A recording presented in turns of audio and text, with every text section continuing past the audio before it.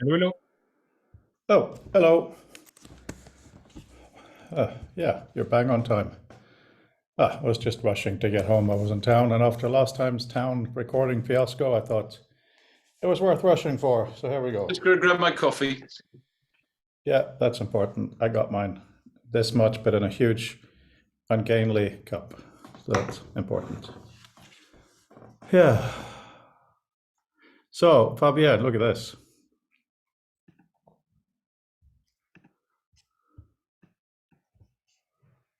Look what I've been doing.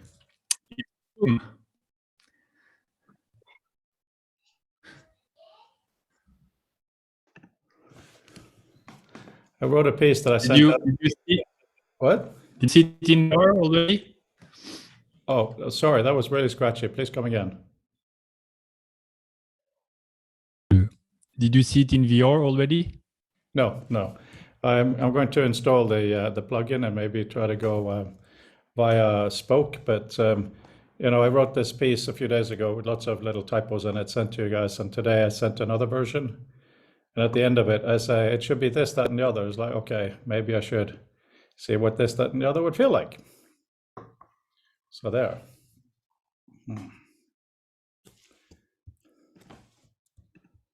Welcome down the endless quest of modeling, because it never ends. I did do it many years ago, Strata 3D, Infinity, when life was simpler. But now, like learning, I'm copying someone making a basic office space. And now you have press S for scale, but if you want to scale it in a constrained dimension, you now have to press Z. When you're done with this, then it's Option E to, even for me, who loves keyboard shortcut, it's a bit of a load.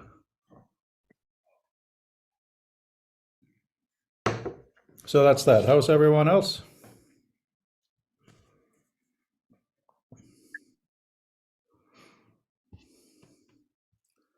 How are you, Jim? Other than muted? Still muted? We can't hear you. Am fine. I was in the city with Bob on Wednesday, I think it was. I'm guessing he will not be here today, but that's okay. Anyway, I look forward to hearing and listening. Yeah, no, yeah, he probably won't. He did send, I sent him an email saying it's not super cool to just not, just interrupt and leave. But he has his timing and priorities, and that's fair No, enough. I agree. He had less patience because we were just beginning and he didn't realize that apparently.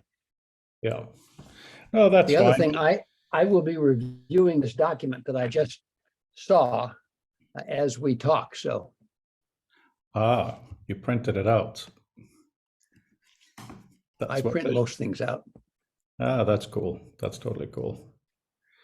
Yeah, actually, while we wait, Fabienne and Mark, can you open the document too? Because there's a little thing at the end there where I talk about dreams of how opening the book in VR might be. Just see if you have any initial. This is the one you sent the other day, which I had a quick canter through. Where I started beginning that I probably didn't get all the way to the end, which is why I don't recall that bit. Bear with me.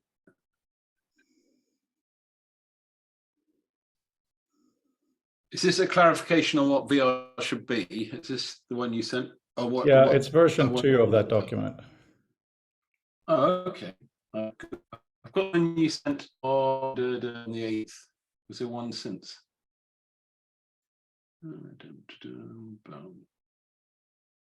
Oh, I see. Sorry. Got it. Yeah, apologies. Yeah.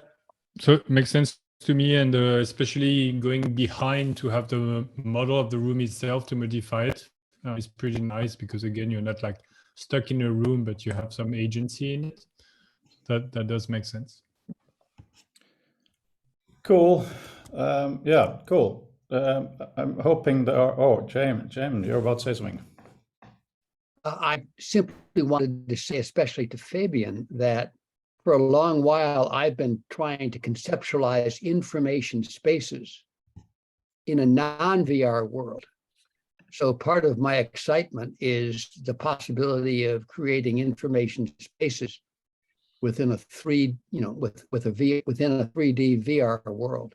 And Fabian, Rhoda, that's also where I'm interested in understanding further Doug Engelbart's dynamic knowledge repositories, because all those blend together in my mind. Hopefully. Yeah, I mean, the DKR is really easy to explain from my understanding, and of course there are many other understandings, but it's basically not a ghetto, not a walled garden, not a CD-ROM. It's basically open. I think that is the key.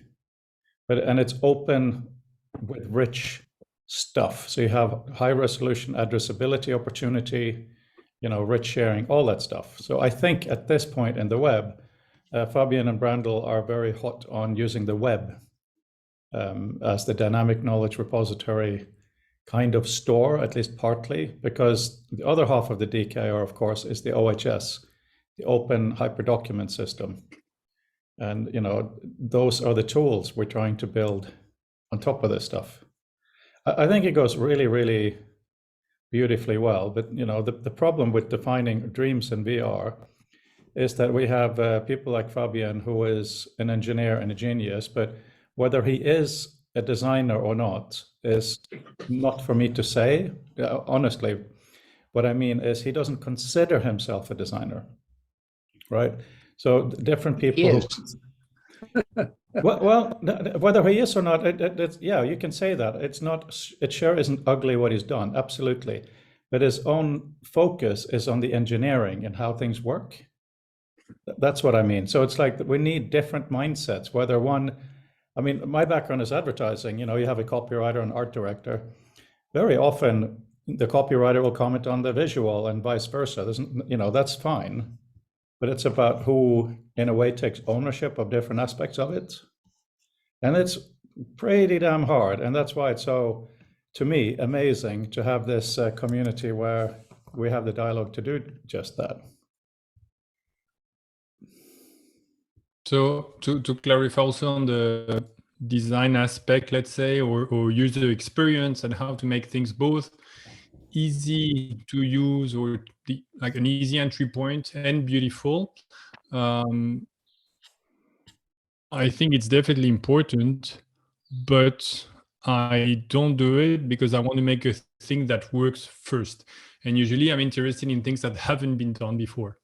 So that's why initially I have zero aesthetic vision or expectation, because I'm afraid that it must remain secondary until it actually works. And maybe then as soon as it works, then it's actually not interesting because didn't provide the value expected. So that's why a lot of those things it's fine to say, most of them are not visually pleasing or easy to take on or learn or discover. But the mindset behind it has to work first of all, because otherwise you can create some gorgeous imaginary things and they might be super exciting or pleasing to the eye, but they never take shape and they never will. They're actually not useful, but then you build on a imaginary castle that actually doesn't take shape because it doesn't make sense, maybe. So it's a bit the mindset behind it, but that's also why I'm excited to share stuff and have this kind of discussion, is because there are so many things I don't know, including UX or aesthetics, and have a better understanding through also the eyes of others. So that's very valuable to me. But it's always a bit frustrating because I hear, for example, some feedback from you and I want to do it, but it takes a bit of time to implement. But it's exciting frustration, let's say. Just to put my own spin on what you said earlier, which is me trying to be mature and not say correct. You say that you're putting zero focus on the aesthetic, but you actually are. You're trying to remain neutral, and that is an aesthetic, and that's absolutely fine, of course. But that means you are choosing to go by some conventions of what kind of the Mozilla world provides and so on. Totally cool, but please, like many years ago, and I know I'm talking to the choir, but just to be kind of clear, when I explained to my mother 3D modeling, I talked about wireframe, and I realized that even wireframe is, of course, a rendering style, obviously. So you can't have a non-rendering style. There will be some. And this person I sat next to on Friday, not Friday, but I talked to you guys on Friday, she really highlighted that that is an independent aspect we really need to look at. The actual space we're in. So that's why I have to learn Blender. Gosh darn it. Well, listening to your description, it struck me that it's a bit like none of us think twice about someone explaining that the movie set you're looking at. There's nothing behind the front. It's just held up by a beam, and we get that sort of prototyping, absolutely. But it also sets us wrongly for other sorts of prototyping, because we're very visual centric, so we get the idea of something where just the bit we can see is beautiful, and the approach that the sort of like the work Fabian's having to do is necessarily you might say the beauty is there, it's just in a different part. I mean, in a sense, because most of us, if you say to it's a prototype, we're sort of imagining it to be like the movie prop, where the front's painted and there's nothing behind, but that's not what you're shown. And I think that's why sometimes we trip up when we're looking at a prototype, because even when we're told what it is, we still want it, or we assume it to be something else. And it's not ill will or anything, it's just sort of the way we're wired up. So I can see how it's sort of difficult sometimes to get people to see what's being done. Yes, and also, I mean, communication is hard to explain to things that are not yourself, things that you're barely discovering. It remains a challenge. Yes, Just indeed. one word on the, let's say, neutral aesthetic. I would say it's more like efficiency, so that it's like really the shortest path to test it. And it might be neutral in the sense that it's reusing blocks that either I've done or somebody else has done, so it looks casual or neutral, or not with a specific style, let's say. And wireframe can be a good example of this. It can be used as a style, but it also be like, okay, I don't care about texture, I just want either performance or things to be being able to see through. So that's usually and I'm saying this maybe without much maybe I'm imagining the process without being really objective about it, but to me I like to think about it at least as a efficiency, just the easiest path, not even the shortest one, but the one that I can see that I can get to the fastest. But making something work actually is also the hidden gem in this. I mean, in a sense, if you're going to build a skyscraper, if you can't make the wireframe model work, well, probably you don't want to start breaking ground on the real thing. So doing something that may not be the whole deal to 99% of people in the room is still not without value, because to a certain extent, if nothing, at worst, you're sort of closing off all the things of, well, we won't try that again. This will not and cannot work, or it can't work unless the following alterations are made to it. This is something I sort of see and instruct people a lot in another area, because it's just that you'll have this conversation. So, but I want to do it this way. So, well, that's fine. You can want to do it that way forever, and you won't get anywhere, or you can get what you want. You just do it this way. And we have that sort of overinvestment in the wonderful picture we have in our mind, and that sometimes blinds us to things. And you're absolutely right. I also get the point about efficiency, because to a certain extent, even if it's possible, if it's insanely complicated to do, the chances are it's not going to work at scale. Fabian, I would want to reinforce the vote for efficiency and kind of engineering creativity as opposed to aesthetics. I'm much more concerned in the design of a home or an information space in something that works from a utilitarian point of view, much more about how it looks. The only time I'm concerned about the aesthetics would be so something is visually apparent. In a document, what is important, in my mind, should look important. And in an information three-dimensional space, the viewer should have a sense of where things are in general. So she or he doesn't waste time kind of wondering where the hell anything is. And that's part of function, not aesthetics in my mind. Yeah, but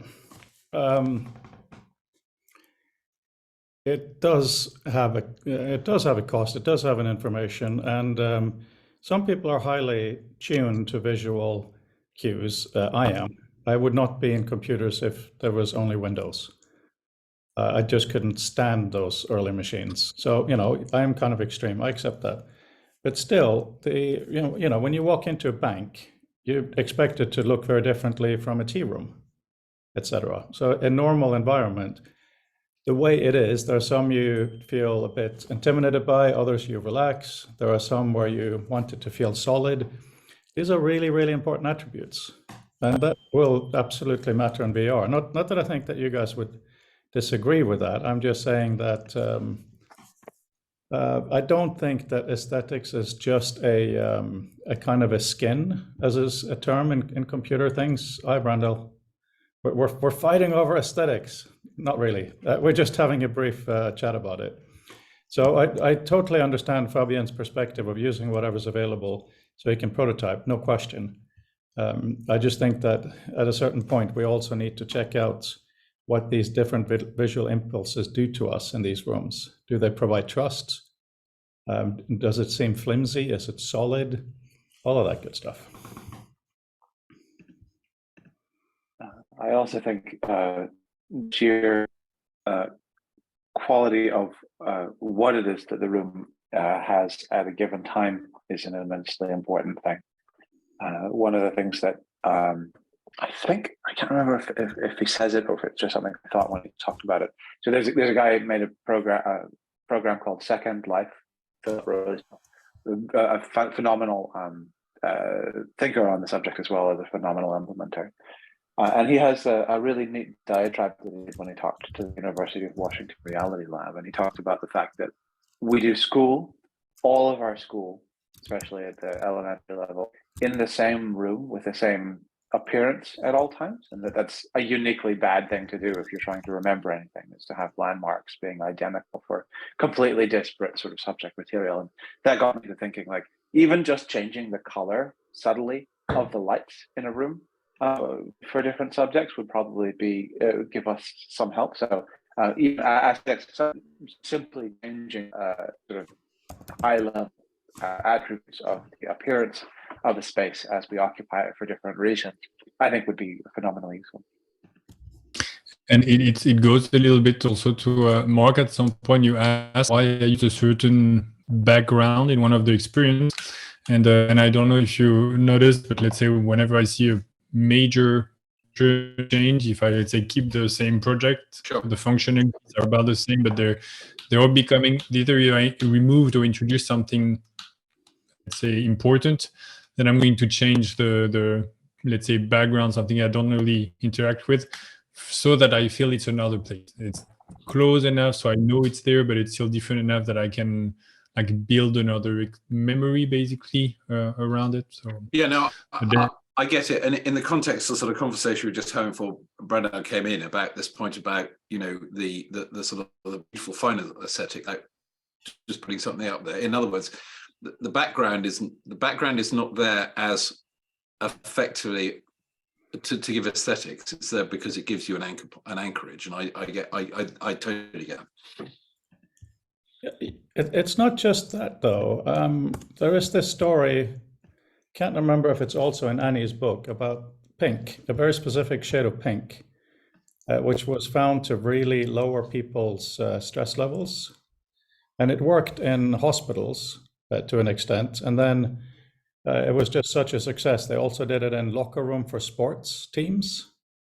But it turned out that people with the mindset of about to go out to win a game, yes, it lowered their stress in the beginning, but then it had a huge whiplash effect where they got much more aggressive and they had to change the color back. There's a name of that pink. I'll try to find it, but we all, So this lady that I met on the flight, Elizabeth, agreed with what you talked about, Brandel, about Dina Larson's notion of disability being a bit rigid, because she also talked about different mindsets, right? For instance, for me, peripheral vision is really very highly strong in my brain. That's one thing. Also, my irises do not filter light very well. So if I get light from the side, it's really, really obnoxious. Outside, I have to look like a Brandel with a baseball cap a lot of the time, right? So these are really important things after a while. And I'm not saying we should belabor Fabian with when he's doing the interactions to, no, that's the wrong wallpaper situation. I'm not saying that at all. But I'm saying that maybe in parallel, which is why, Brandel, I'm working in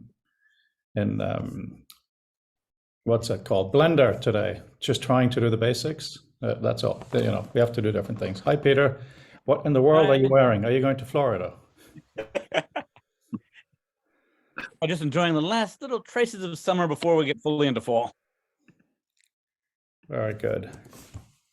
It's interesting you just, Fred, when you sort of mentioned, that your interaction in a sense with light and vision, because one of the things I find I reflect a lot at the moment in some of the subjects I'm working with is trying to work out how much of what I'm seeing is normal and how much is my personal sensorium, because I think it's something we all tend to overlook. And it can set us awry sometimes because we over-optimize for something that most people, something we think is doing a good thing is actually pushing most people the wrong way, because it's pushing against what they're expecting, and it's incredibly hard to do. And it's not sometimes often until someone sort of says, well, why on earth would you think that, or why on earth would you take perspective, that it suddenly comes through, because one's normal is so normal. And it's amazing in a sense. We live with such different internal normalities all through our life, and often never discover that something isn't as everyone else experiences it. And that is definitely a challenge, I think, in moving into this area, because of course none of us have a sense of what a normal VR should be. Well, there are some standards, of course, where normal range of color vision, normal range of this and stuff. And, we are an eccentric bunch, so, we all fall outside it to a degree. But, going forward, sorry, guys who just joined us. We're a little bit going back to that discussion of how we're going to present the book in VR.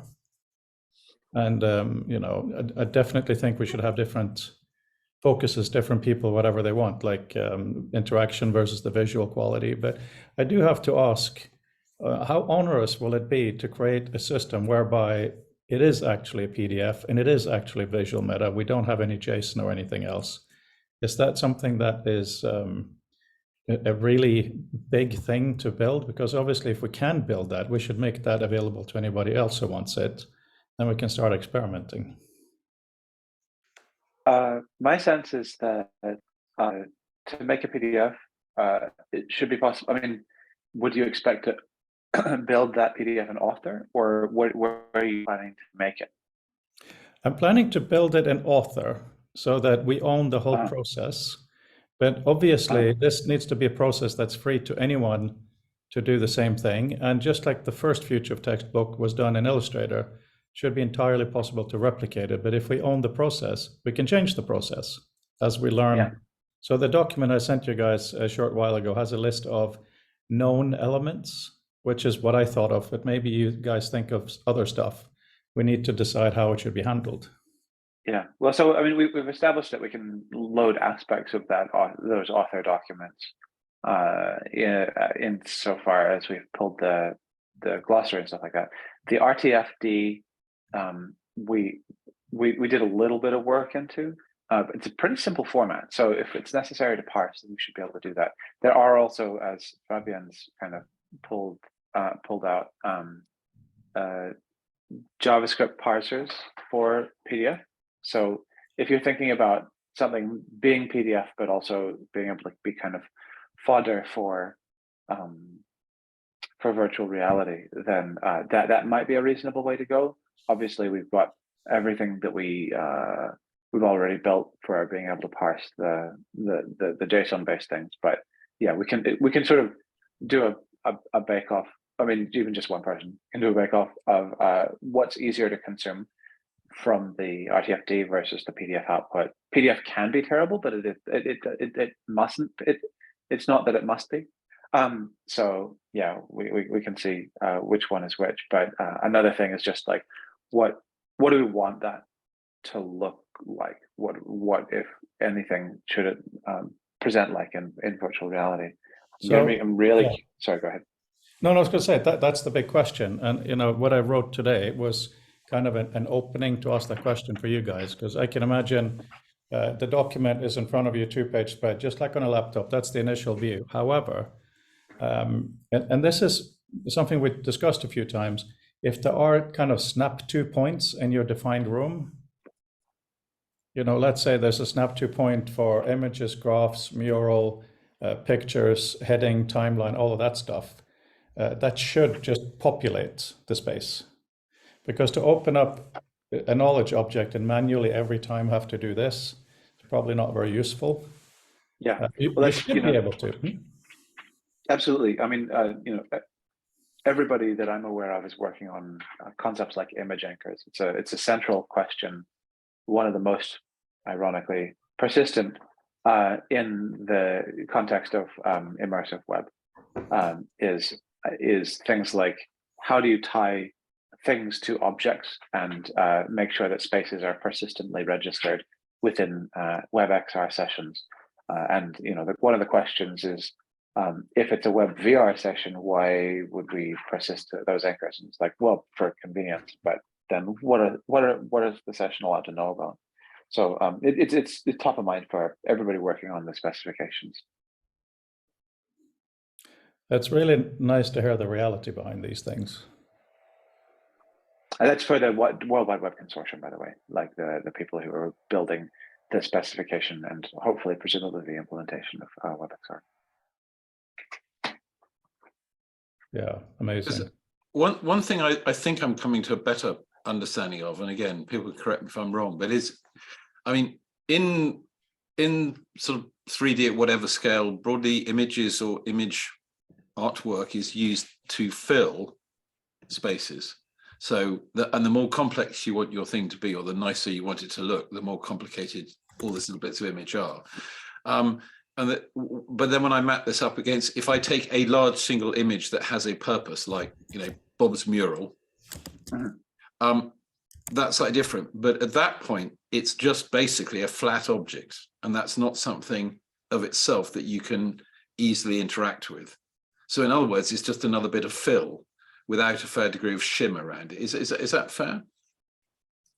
So 3D, things are made out of, at base, everything must be made out of points, dots of some kind. And then and so you can also have those dots possessing a certain size and a color, and that becomes what's called a point cloud. That's the native sort of the native thing that scans of Frodo's fancy phone make, the things that have that LiDAR scanner.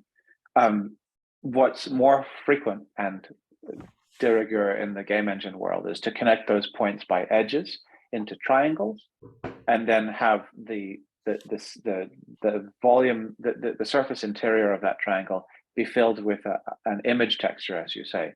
But for the most part, objects are made out of geometry, so that you have a cube, or you have a cube with bevels on it so that they can catch the light in a certain way, or so that the silhouette works in a certain way. So it's a combination of the texture maps, and those aren't just the colors, but also the how shiny this surface is.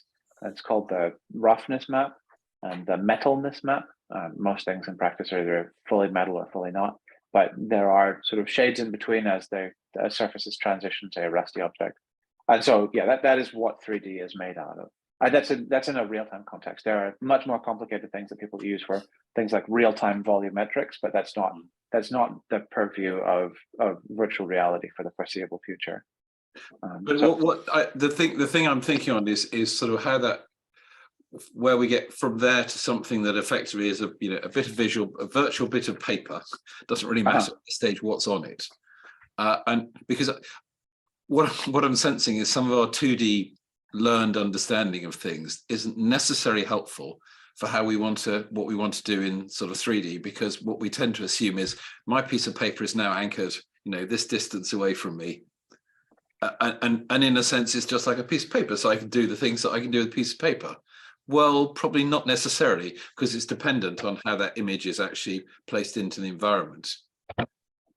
Yeah. So one of the big things that people encounter as they learn how to build 3D objects is that the containment hierarchy of objects, what is actually parented to what, matters immensely. And you use different containment hierarchies in order to imply certain different behaviors. And so you can have something called a forward kinematic rig if you want to have, say, a monkey's arm swinging on a bar. But if you want to have that same monkey walk or grasp for something, then you want to have a parenting hierarchy that is able to allow you to use inverse kinematics.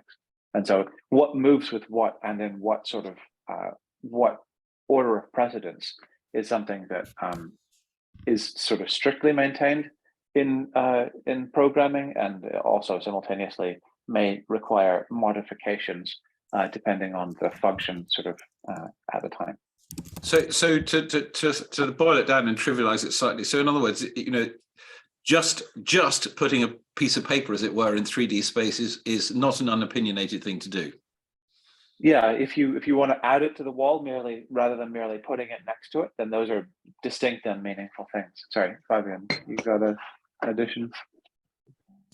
Yes, it's so after the symposium, I started to think about what I said, which was valuable to me, trying to see whatever I said was off and everything. And then I started to think also, like, I wanted to see the recording to see again what was really wrong or not, or incomprehensible.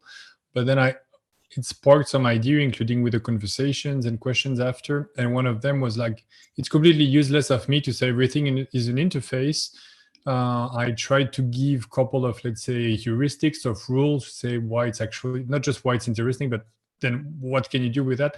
And I wrote down, in case, let's say I had to do, in case there were any technical issue and I had to do such a presentation again, like guidance or tips, or what I believe like heuristics of how to navigate through interfaces. And so, Mark, if I understood your question correctly, and some of Randall's answers, is actually there are numerous ways.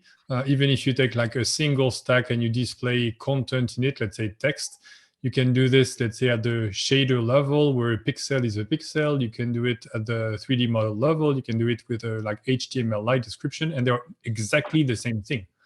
But they are not like done the same way. And how you're going to think about it and interact with it, either in terms of code or whatever, is completely different. And some people, for example, just don't do shaders. Like the way you have to think about it, like everything parallelized, basically.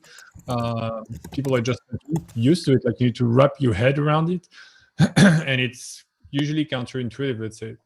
Sure, because before I pass to Fred, who has his hand up, it's just that what that brings home to me is that for many of us, therefore, just putting such, and you've reinforced it. Yeah, I see the hand. What you reinforced is that, so the further you are from the understanding of the medium, the idea that you're just going to stick something in it is potentially fraught with problems, because when you say just, you haven't defined what you mean by just. You have an expectation. So one of the challenges for us is actually to start to pick apart quite what our intentionality is in some of these things. Fred. That was actually really interesting. I took my hand up because I was going to be telling you something, but I learned something, and that is the document needs to know where the table is, but the table needs to know where the document is. They need to know each other, right? And that's where I think it gets kind of interesting, because let's say in a virtual space, you have just a floating document that is put in there, just that. The display system will have to know where it is in the space, no question about that. But that doesn't mean that the table and the document know each other. So if you take a page and you put it on the table, that paper really needs to know where the table is, so that next time you go into an environment, it needs to know that it was on the table, right? Because where else, how else is it going to appear? So that's why this idea of snap places, and this is what you were talking about as well, Brandel, I think, some things have to be defined. Because if you go into a different space and you still want to work with the document, things that you put on a stack of the table will now be on a different table. But it still has to be able to say, I am a table, and the document saying I'm associated with a table, because otherwise we're going to have a pile virtually somewhere arbitrarily saying stuff we don't know where to put. So I've been all excited about the metadata of the documents. I know that others are focused on the metadata of the environment. I guess it's time to start having a dialogue between the two.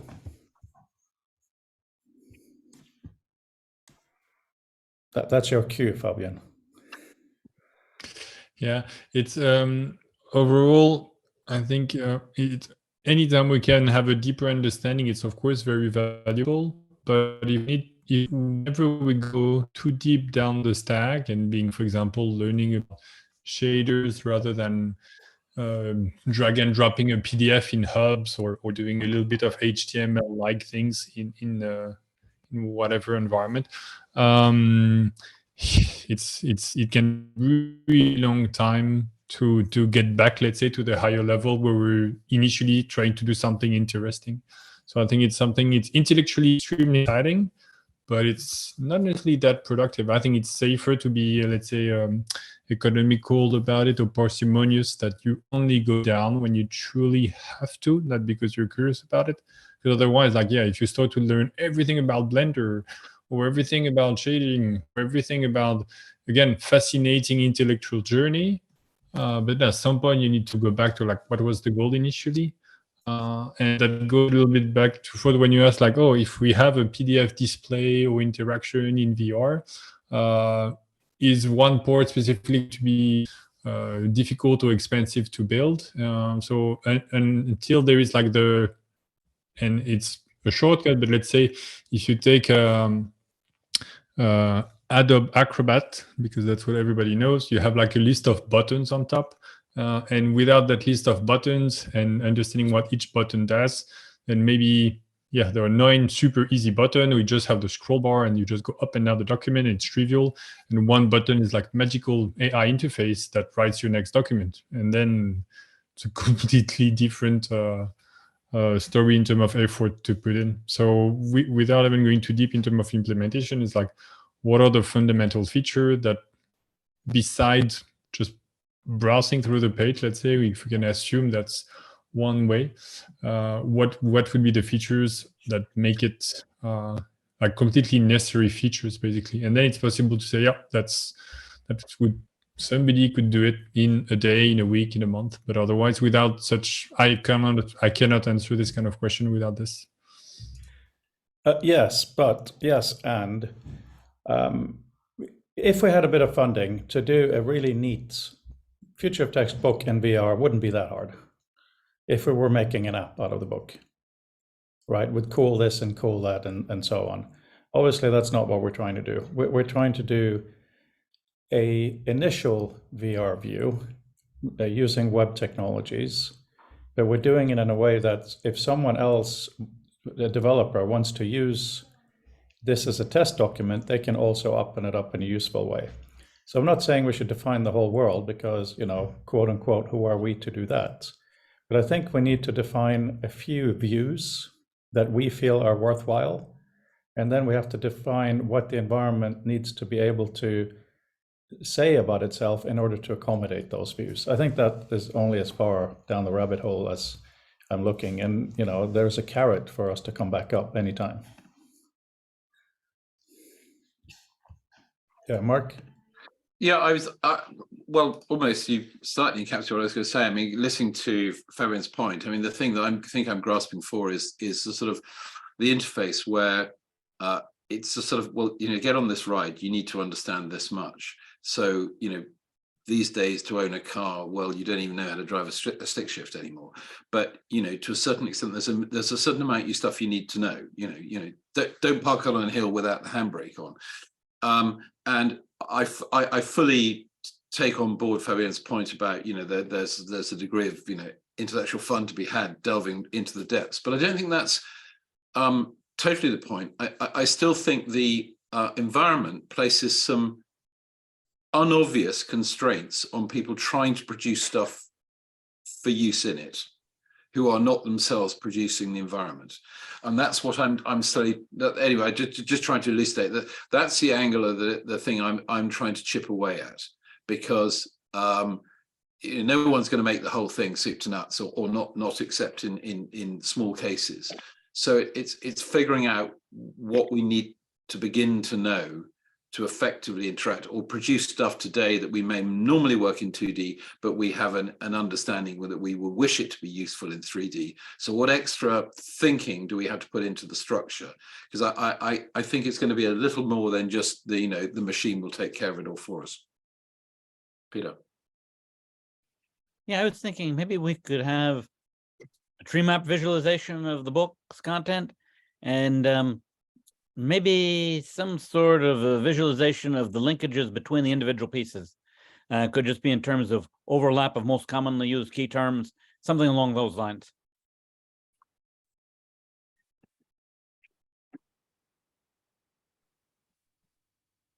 I would like to share my screen for a moment.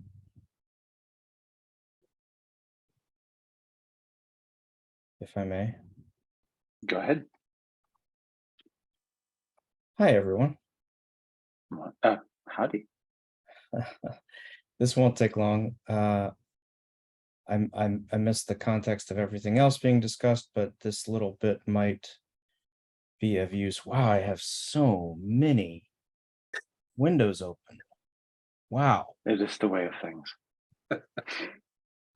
Yeah. I mean, Peter, I think I'm interested in pursuing stuff like that. The proof of the pudding is in the tasting, and just that sort of the quantity of things that come out that way. One of the challenges is what intuitively have a sort of volume of things that we think is going to a visualization is going to occupy and is going to sort of contain. And if it's an order of magnitude more or less, then often our sort of plans fall apart. So we need to see how much any given kind of view is going to be able to sustain, or if there are ways of having a configurable view specs that will be able to support it. But yeah, no, I see you have your, and not only windows but tabs as well. That's if you have multiple windows like this, then I feel for you. Yeah, no, it's that's another story. Yeah. So I came across this yesterday and immediately thought of this is what I'd like to see in a book format. Perhaps, perhaps it's a path to a VR experience or whatever, just a training wheels or something. But someone on a philosophy subreddit took all the research, 2,000 using 2,000 of my notes, almost 100 books as data. Let's see if this closes in. Yes. So you can see that the question being about happiness, and then the authors who have said etc. about happiness, and then it gets reduced down to here into themes that have larger imagine like a hit ratio or something. Yeah, I think this is a pretty I'm not saying it can't be improved on, but it's a pretty satisfactory way of taking a bunch of information that is unstructured about the future of text and just zooming it down into here are the commonalities, and getting a crowdsourced result. I think this is the kind of thing that people would really appreciate, readers would appreciate in the format. I'm not even talking about the VR side, just the fact of the you're essentially what you're doing with future of text is asking a survey. It's a survey result. You're going around, what do you think of the future of text, right? And so because it's completely unstructured, that it can go all over the place. Now this is the kind of thing that puts on us on the editor to decide what the overall themes are, but also I don't think that it needs to be that serious, right? Like I would be interested in seeing an extension of this where you have the GPT or Whisper or something do summarizations of the entries and see if the maps are similar. You know, that's a side point, but I just wanted to present that. And I will find Zoom now and unshare my screen. We definitely need to look at different views to show things like that. In the document that I sent, it's very, very plain, you know, names and obvious stuff. So to do this kind of correlations, whether automatically or through an editorial process or not, is definitely worth looking into. Yeah, and it does have a feel of three-dimensionality, even though it doesn't strictly need it. Yeah, you could see very easily how it could be added on, additional clarity experiments in a dynamic medium or a digital dynamic medium. It could be added on, but just as a baseline, it seems like a very simple way to summarize the content, the entries.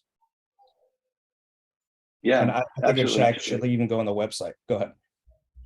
Yeah, when I've done analysis, textual analysis, or corpus analysis over things, there's no shortage of renderings effectively that one kind of goes through. Right. In practice.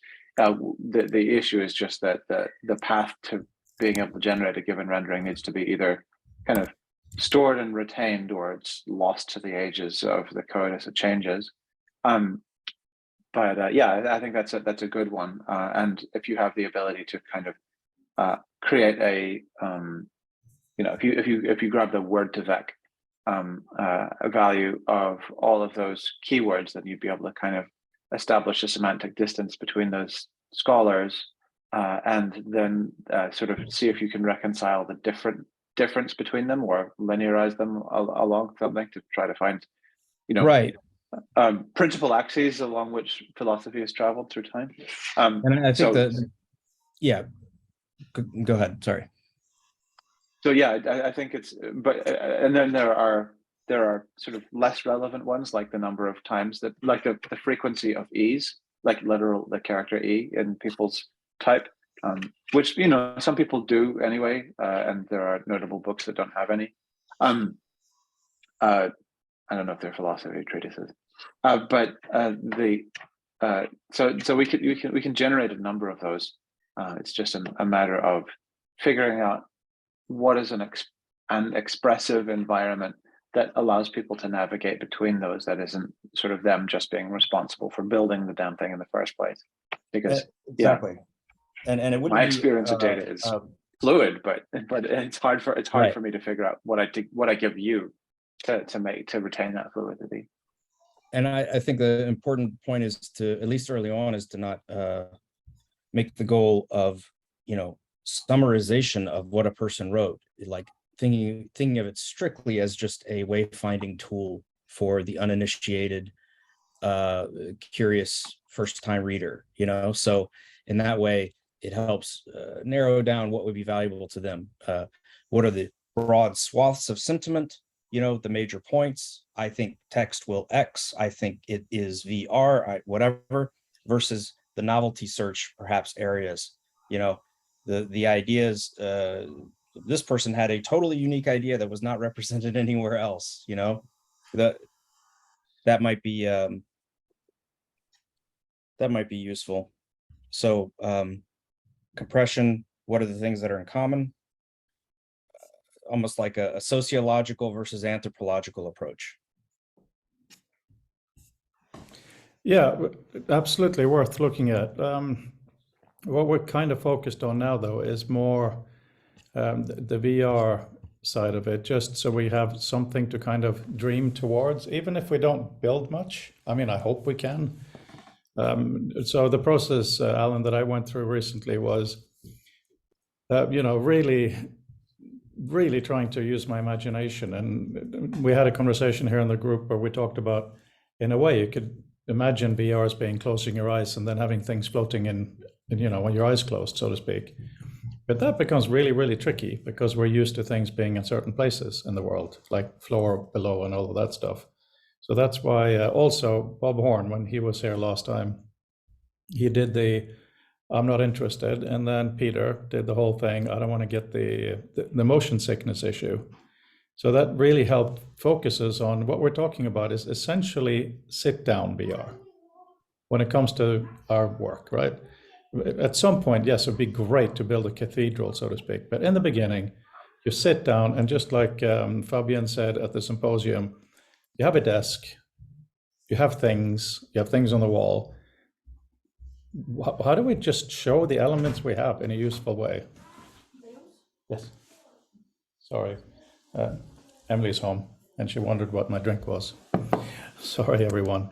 Yeah, so even these simple things, and just as you entered, Alan, I think we were talking about, you know, the whole thing of where things are in space, because you put in different elements. So what owns the space? If you build an app, it's not so hard. The app knows where every item is. But if you're taking a knowledge object into a space, viewing it, doing things, and then you take it into another space, how does the system know where those elements should appear? So you don't start with a flat document every time. I think even the concept of an app is fraught once you bring it into a space that it doesn't have total control over. And you experience that if you ever plug an external monitor into your computer. And I would say, much to my chagrin, Apple at this point still does a much worse job of it than Windows and Microsoft in terms of multi-monitor setups. I have Photoshop and I alternate between being on an external monitor that's much larger than my main screen, and it makes a real hash of it. And I think that's a case in point of when an application isn't fully responsible for or has a fully predictable display environment, then the reality of how it defines the relationship between the elements that it expects to be able to present and the sort of the anchoring and the orientation of them, it gets bad, and it gets bad surprisingly fast. Hey, Edgar. So yeah, I would say even in the context of just a simple application, an application that maybe has a toolbar or two, if anything can be torn off, then that position, I just about had to. I think while I do say that Apple is better at it, I have had to go into the Windows registry to reset the position of panels because they ended up in places that were impossible to access, and I either had to uninstall the application or change the registry key for where they were. And that is going to happen in AR and VR as well, where objects are just unreachable or unviewable because they've just been set to the moon or something, like literally the position of the moon, or something awful like that. So yeah, it's going to be central, but not least in a document context where it's like the idea of a piece of information possessing a relationship is also meaningful to a space. Mark, go ahead. But sorry, Edgar, just want to show he got a dinosaur mug. Look at this. Ah. Ooh. Edgar, do you want to show how it opens again?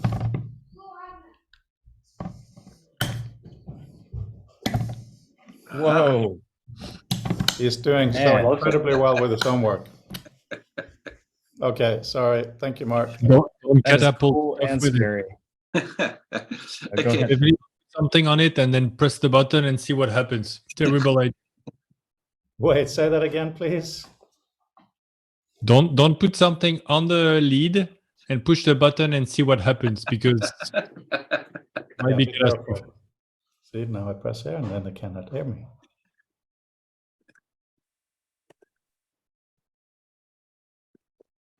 Mark, sorry. Okay. I was thought prompted by Brandon's comment about the fact that an app has insufficient control. I get, and I was wondering, well, is one sort of slight antidote to this? So, well, I'll start by saying I'm not proposing to sort of try and destroy the truth of that, but say, well, okay, if we said that, even if in a sense our room, and I'll use that in a very generic sense, is actually in somebody else's VR environment, a tiny mote of dust on the boot of their enormous avatar. We don't care. But inside, you know, inside that space, however you get to it, that's the, you know, that's the compass that we try and control. So we're not, so rather than say that you're trying to control the whole environment, because I get that problem, is to say that, well, in other words, can you get round the problem at all by, in a sense, having a wrapper that you don't mind where it is in the grander scheme of things on our enormous, you know, billion pixel screen. But once you arrive at this thing and you interact with it and essentially enter it, zoom your way into it, I guess, then you can begin to say which goes where. Does that make sense at all, Brandon? Yes, I mean, I think the issue for me is that once you're actually navigating digital synthetic objects at a spatial scale, then there's no longer a guaranteed space and meaningful relationship with the thing that's displaying it. So you have to move towards something. So if you implement as an arbitrarily zooming and panning interface that gives you the ability to kind of navigate objects like that, then kind of maybe game on. But the reality is that may not be germane to a particular sort of mode of interaction with things, because like you can pan when you have sort of an explicitly demarcated blank window in the form of an Illustrator document or Photoshop or whatever. But exactly how much and how that looks in a virtual space, like if you have a whole big box that you can peer into and sort of see through, then yes. But if you want to have objects that are sort of fused and merged with the real world, then how they look would be weird. You can also do, you know, cool stuff like I don't know, does the shelf still do magnifying? It does. So although it's not doing it anymore, so maybe it doesn't. I'm not sure. But you know, there was a magnifying shelf. Apple Watch also has the magnifying things for when you choose a workout, if you deign to do so. The specific workout that you're looking at is, you know, 200% bigger than the other ones, and they scroll in and out. And so there's not necessarily a single persistent sort of position or scale of objects, depending on how people implement those things, and they're going to, you know, carry benefits and costs. So like, yeah, I think that the basic concept of how reliable space is and what space is and scale and what scale it's for are up for debate, and likely people will come up with different points of view on what to do with it. So that's cool. Let's look at the thing graph that Alan brought and showed us. What? Oh, okay. Sorry. Wife found things on the floor that shouldn't be there. So yeah, major issue. Right. So imagine we have a PDF. Oh, it's not VR. It's the real world. You can't just throw things around. Well, it really does speak to exactly what we're talking about. It fell down behind the sofa. Yes, and they were credit cards, so that, you know, they are flat objects. Anyway, so let's say that we implement the kind of graph that Alan just showed, or a mural that Bob would have, into the book. Now, an image is one thing, but this graph, so we have PDF. I'm fighting for PDF because of the multiple media. Maybe we don't do it, but for the sake of this, we're in an environment, we have the PDF here, and then you do an action. Maybe it is as manual as you leaf through, you get to the page with that graph. And you find that graph interesting, and it is known to be a graph. So you choose to view it, let's say even view it large.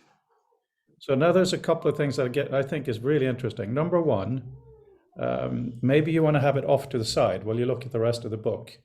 So two things are happening now. Number one, the pieces of text on that graph should ideally relate to the document, right? So you should be able to click, tap, select, grab, whatever, a piece of text on the graph and have a result appear based on the document. Like, show me every occurrence. Sorry, I got to clarify real quick, just to make sure I'm understanding correctly. We're using the graph that I presented as an example, but we're not talking about it within the pages of the book. We're talking about it as a digital interactive medium. We're talking about it as a PDF, which could be printed, but because of Visual Meta having said on page this and that, there is a graph, it has these values, these connections, and these attributes. So when we're in a VR/AR space and we pull it away, they are still known to each other. So that's really important. So if you do stuff with that graph to change stuff, the data source is still here. So you can see only people who said happiness is Helvetica, whatever. Those types of things can happen. But then also the room needs to know their relative positions, obviously, as we talked about earlier. So I'm beginning to wonder, we've talked sometimes about having tools in VR, literal tools, tool belt and things on the side. What if we have, for the sake of argument, a magic table or a tablecloth? So when you take your document in, the tablecloth is the 0 point, so to speak. Obviously three-dimensional, but it's a known rectangle. So everything that you have is related to that tablecloth. Doesn't even need to be visual, but if it is visual, it may help the user understand, right? So it could even be as explicit as the lines that was in that graph, Alan. Imagine that you move the graph over here. On the tablecloth, there's an actual line connecting, like a shadow. So it's really reinforcing that these things are together. Okay. And if, let's say that you have over here a series of frames for picture albums, now it would be very easy to issue a command or a drag or whatever, that any picture in this document should appear in those frames. But they're on this tablecloth. I mean, ideally, we will have complete freedom. But if we take it step by step so that you can then choose to take those frames, put it on the wall, then the question is, what does wall mean? Does it mean the wall in your particular VR setup right now? Or is it just defined as the wall in front of you? Because you may have different, it gets complicated. But I think that if we choose a few specific attributes that we think are exciting, and a graph or a mural of some sort, because it has interactive elements, should definitely be part of it. We could start to see what's behind this without getting, as Fabienne so rightly warned us of, without just going a rabbit hole of drinking espressos and talking into thin air.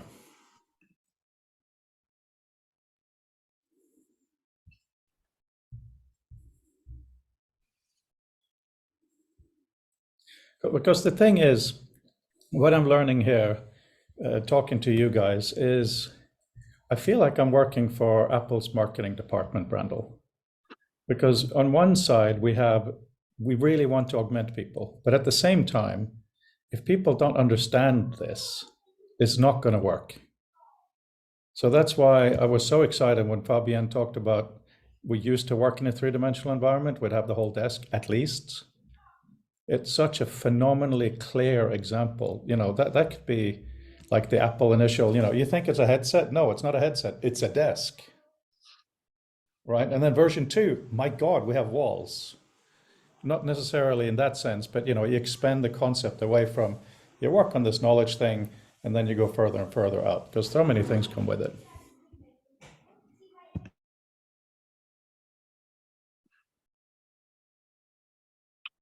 Yeah, the wall. What is a wall? Is it this wall or is it any wall? Can sort of registering as within n degrees of vertical with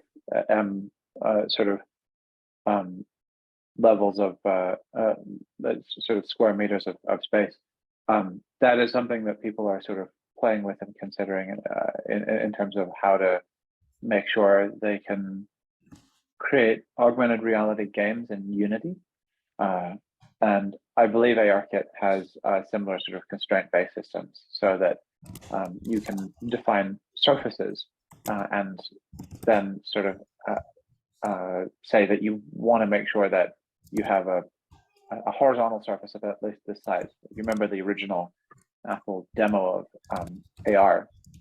There was a cowboy, sort of a space cowboy, so kind of Firefly scene, Firefly the TV show, where there was kind of a ranch and a spaceship crashed and there was a shootout and then people flew away. But that wouldn't have worked. That was, obviously very, very carefully orchestrated to work exactly on that table and practice. If it was registered poorly, so that it was a foot off to the side, then it wouldn't have nearly had the same kind of interest. And if it was on a surface that was too big or too small, or if it was actually on a surface that was sort of sideways, then that wouldn't work. And so it's, it's like the very first example of augmented reality, certainly that Apple put out, is central to this question of like, what are the limits of applicability? What are the upsides and downsides of transposing that into different spaces, for the benefit of compatibility, the cost, the ideal experience? Because I authored that. I didn't do it. I didn't have anything to do with it. But say that person authored it for a certain size, a certain perceptual size, and for it to be dead level. And what happens to it if it's not on something that's level, or what happens if it has to be displayed on something that's too small, or something where you have your view occluded partially by it? Like, you get some value out of it, but it also comes at a certain cost. And so those questions become really important. And then to add to that, like that surface was kind of thematically neutral. It didn't have any particular meaning. It was a table that was set there specifically for being able to present that. But there wasn't like a table for hot things and a table for cold things, or a table for immediate things and a table for urgent things. For things, or some other sort of categorical differentiation where we have persistent ideas. It was also only one thing at a time. So yeah, like those things will be interesting to think about. How do we reconcile sort of persistent notions of what certain spaces are for when they can be reimagined and reconfigured like that? And what are the limits of that reconfigurability insofar as how it benefits the flexibility of the display versus the concreteness of our understanding?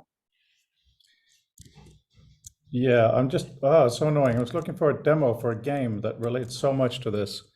I just wanted to, I'll think of that in a second. It'll be in my history.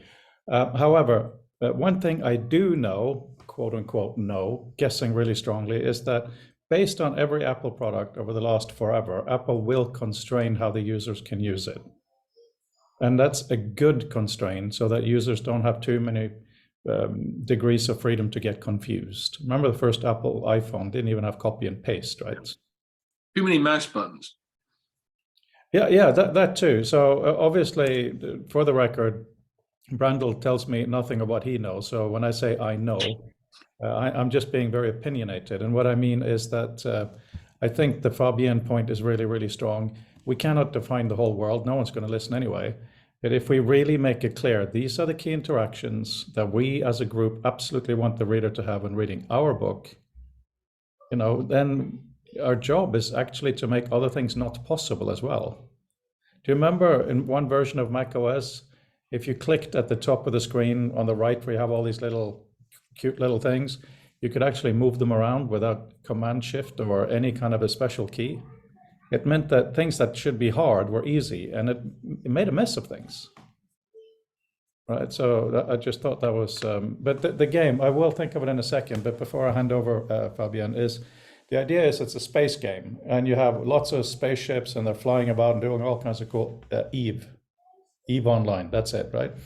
But it's not 3D space, it's flat. And it kind of has to be, right? And it makes absolute sense. So if you have something higher up in that axis, it's always on one axis. You can do twisty things, but that's maybe where the analogy of the table or the tablecloth comes in. We have a space that is known to the user as being, this is the thing, and what you do is in relation to this, maybe. Over. So can you still hear me? Yeah, because I some settings change. So the first thing is I mean, Randall of course know this, but the Apple is not just going to do design in terms of a constraint in terms of design, but also in terms of what you can do with the entire stack, basically. And it might be for good. It might be also like a business decision. But the problem is you can only go that far. And so in terms of, let's say, being open source, that puts an arbitrary boundary. So for, of course, all the correct design decision that I don't want my entire screen to be covered with stuff, I, of course, agree. And there is a lot to learn by all this. In terms of open source, I get stuck. Like I can't go as deep as I want. That's just me. It doesn't mean I will be able to, like I will have the knowledge to do it, but knowing that there will be some arbitrary barrier somewhere down the line makes it just unappealing to me, because I have again, potentially the knowledge to get there. So I'm just trying to disentangle the two, the expertise in terms of design and the part that is, let's say, a business decision. Okay, I'm not saying business decision like this. And also, I'm a Doug acolyte or whatever pretentious term I might use. And he was clearly not about ease of use. He was about power. I agree with you.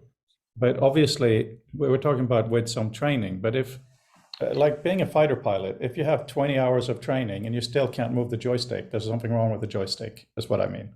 Right? And also with Doug's world, don't forget, he had different levels of unlocked interface. The beginning user only had a brief vocabulary. Right, so we can do it like that. I am not in any way saying that the architecture should constrain the user.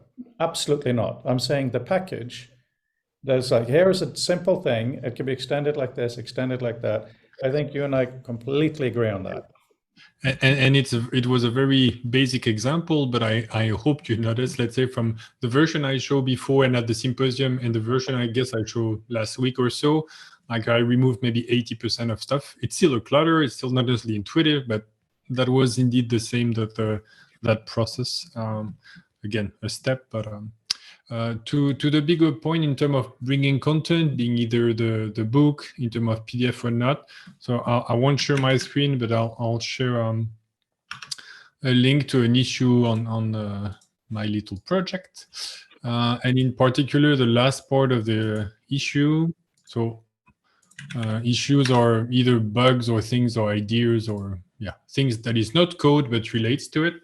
And I share it because the first idea is, okay, you can have columns of text as you've seen, but the idea is, for example, if you take from I don't remember in author or reader the graph view, basically how you call it, but one is the list, the other is the graph view. So there are both text but not displayed the same way, and the way you do it has meaning. So I generalize this as layouts, and there are engines to do the layouts, especially for graph, but like D3, Citoscape, whatever. And what I was trying to generalize, especially this afternoon, was to say you could load a piece of information, let's say a list of text, or a graph, or anything where you have like an underlying structure of information, and thus display it accordingly. Because what I've been pushing back a bit since the beginning here is does thing, and it's the custom studio work that helps to learn a bit, but then if you load any other document, it just fails entirely. So that's a little bit what I try to explain in that issue that I hope to implement, is to say you load something, it has a structure, you display it according to that. The very last part, I don't know if it was clear, but that the little cube I have on the wrist for shortcuts, you can imagine being the type of source of information, let's say graph versus a list, dependent on this. So for example, on the wrist, if you have a list, then you maybe swipe up or down to go up and down that list. But if it's a graph, you would have, say, next node, previous node, or select something. So that navigation is based, let's say, on the type of information. For now, it's a little bit abstract, but I think being able to do this, where you have a type of information, shortcuts that are dependent on the type of information that is, again, graph versus list versus whatever, it's opened the possibility of opening a lot more content, not just list or images as part of PDFs.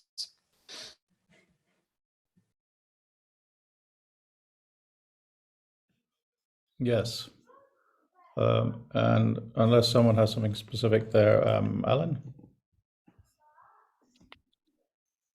Yeah, I'm gonna throw into everything maybe once again. So you're welcome, America. I'm not fully following everything that's being discussed, so I'm thinking about it maybe a different way. And the scenario that I'm thinking about it, or in an effort trying to understand, is there's the space where all of this material has been is already there, as opposed to a blank canvas where you're writing something and creating. And so the thing I just put in the back of your head are hobo signs. These are, if you're familiar with it, this is a kind of a coded language that hobos, nomadic workers, would put on houses and various bits of architecture, landscapes, fences, etc. And here are some of the signs, and of course you can imagine that these would change regionally. It's not like they had a conference that said, okay, what are all the possible meanings and what are the symbols? I'm sure it was like something that was very dynamic, right? But you've got some pretty interesting ones, like especially the simple ones I really like, because you would think that they would have a more basic meaning, but sometimes they have very specific meanings, right? Like if you are sick, they'll take care of you. It's just R. Down at the bottom, judge lives here, which is just two squiggles. Religious talk is the cross, right? I love this kind of stuff. So I bring this up because I was wondering, would it be useful in a VR space where there is material around that you are traversing, and we know that the keyboard thing is still kind of a problem, wrong word, whatever. Would it be useful if I was going through someone else's corpus to be able to put a hobo mark on something, right? An X, using my hand tracking. And they could be very simple. I've written out a couple of them, but it could be something, and it could be totally personal too, but it could be that like a curve just means concept, or exclamation point means this applies to me, right? And ways of going through and sort of taking the information that's out there and reorganizing it to how it applies to you in a simple way, in a way that is past the keyboard, which is the deeper theme that I'm getting to, I guess, is I like what you sent this morning, Frode, about magic desk, the magic wall, and that is the idea of what is computation beyond the keyboard and beyond the screen is something that I like a lot. And so kind of just presenting that as like, maybe there's a different kind of experiment to be had before trying to solve all of this. How do we organize everything? Maybe an experiment would be if you can just make gestures and grab things and associate that way, or not necessarily grab them. I want to place this over here, but maybe it would be more satisfying to say, I'm just going to give that a line through, and can that meaning be re-synthesized into another space? So I'm not familiar with Hobo Signs. I'm just discovering it now, but obviously, I can't help but think about Ken's Berlin Chalk Talk, where he wrote and happened. A word of warning, I think I was being diplomatic with one of our guest of honors there, but I really encourage people to try it, because the coupling, let's say, is not easy as it seems. Like when he does it, it's amazing. When I do it, looks like shit. Right. And yeah. It's still very much a thought experiment. But it's pretty tricky. The other thing is, I don't remember the name. I have it somewhere. I'll look it up. But somebody 2 or 3 years ago, I would say, designed a magician wand experience in VR, where basically you would draw a thing that would be, let's say, a simplified version of a 3D, actually of a 2D drawing, and then it would search in a 3D library of different assets and pull it out. And I thought that was a pretty good use of this. It's simple in the sense that it's a library of objects. They are not functions you can't combine. I mean, it's simple. It's not trivial to do, but it doesn't go as far as like doing things. It pulls out of a library of objects, but it's very interesting in the sense of, yes, you don't want to get stuck, let's say, with a keyboard typing things unless you actually want to. And just manipulate also is enough. But this, I'll look for things. So there's some ways where you have a library, and again, Ken Perlin is like, it's a library of functions that he predefined. But then, yeah, you need to do the work. And this is very similar in spirit, but a different application in the sense that what I'm talking about is more of an experiment of post literary, post oral, where you are still effectively tagging information in a way, but in a way that doesn't have to be aligned to a word, or a category, and it may be just as useful or useless as tags, or there may be something else in there that is more organic, that hasn't, that is intuitive but hasn't come to the surface because the ways of expressing haven't found the right form. Anyway, yes. It might be a bit of emojis. Yeah, right. It would be along those lines too. And I think there's an aspect of emojis that it's at the very beginning of its phase, right? Where right now they're cute emojis. There's another thing that we can just be like on our black boxes, drawing just an intonation, a gesture, and that can get translated into a way to add inflection to a voice or translate it into a series of emojis. But anyway, yeah. I mean, we have the hands, which are amazing. I mean, like the way Edgar says okay is O-K, because that becomes a K. Right, so okay. So clearly we can do an amazingly large amount of amazing communication with hands. Sorry, yeah, Mark.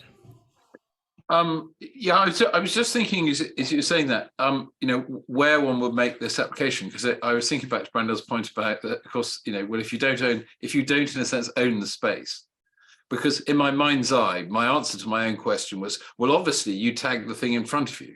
The question is, what is the thing that you tagged? So in your brain space, I saw this thing, that thing that I saw, I've tagged, but if I basically if the space gets jumbled up, what did I tag? And please don't read that as a counter to the idea, which I really like. I think the challenge is to know, is the sense, how do we know what we're actually tagging? And are we tagging the right thing? Right, just really quick, because I see you, Brandel. The demo, Brandel, that you built based on the map in Author, I showed to Paul, who clearly from Format, who clearly understands this, and he couldn't make it work. It took quite a long time, and then he realized he had to touch the actual text. For some reason, because it's VR, he had the idea of laser fingers. So that's, so Mark, there are cases where you really need to make it clear that you can't do magic hands. You have to really 3D hold it. Yeah, but even beyond that, it's just this sense that it goes back to this thing of visual experience. So what you're marking is what you see, but is what you're actually marking what you think you see. That's the provocation, and I just think you could say it's an implementation detail, but I think there's a challenge in there, because the metaphor I really like, and I think it's a very strong thing, but I'm beginning to understand it's a little more complicated than I thought it was. Yeah. So over to you, Brandel.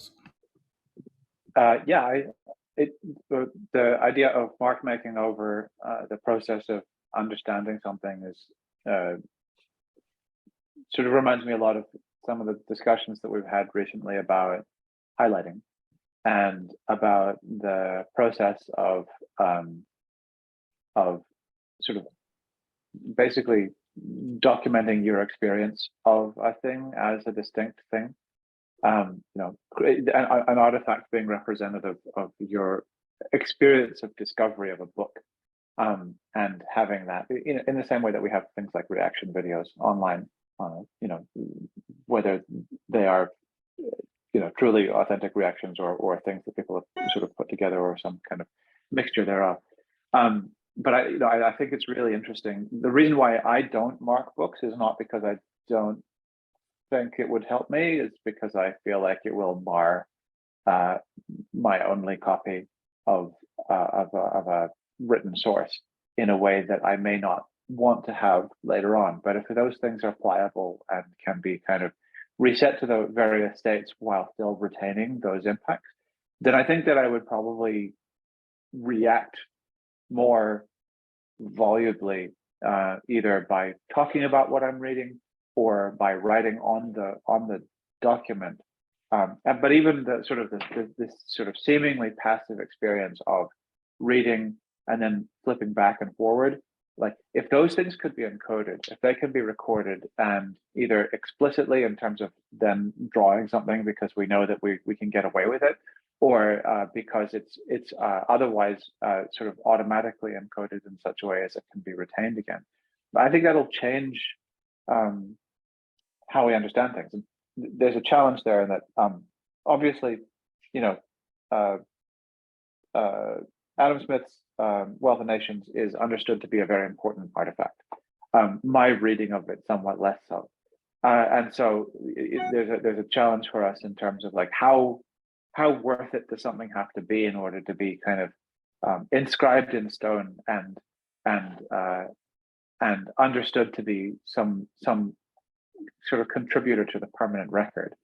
But I think that like the point of computing is that it's been this inexorable forward trend to wasting more and more resources in case it might be helpful in the future. Very, American and Silicon Valley ideal, but there have been some benefits to it. So I look forward to that. I think that recording the sort of implicit artifacts of like my simply changing pages and selecting text and stuff like that will be really interesting, but also the explicit encoding of meaning in the form of hobo marks on top of it would be well worth well. Quick thought on that. I just threw it in the chat, but what I actually really like is the BNVR have my phone, and as I'm going through, looking through things, I can either make a quick intonation on the black screen, I have feedback of a physical object, and have that influence the space in VR, or do something as simple as like if I just hold my thumb on my screen while I'm in this app, that tells the device, okay, record what you're about to say, and then maybe match it to whatever it is that I'm touching in VR.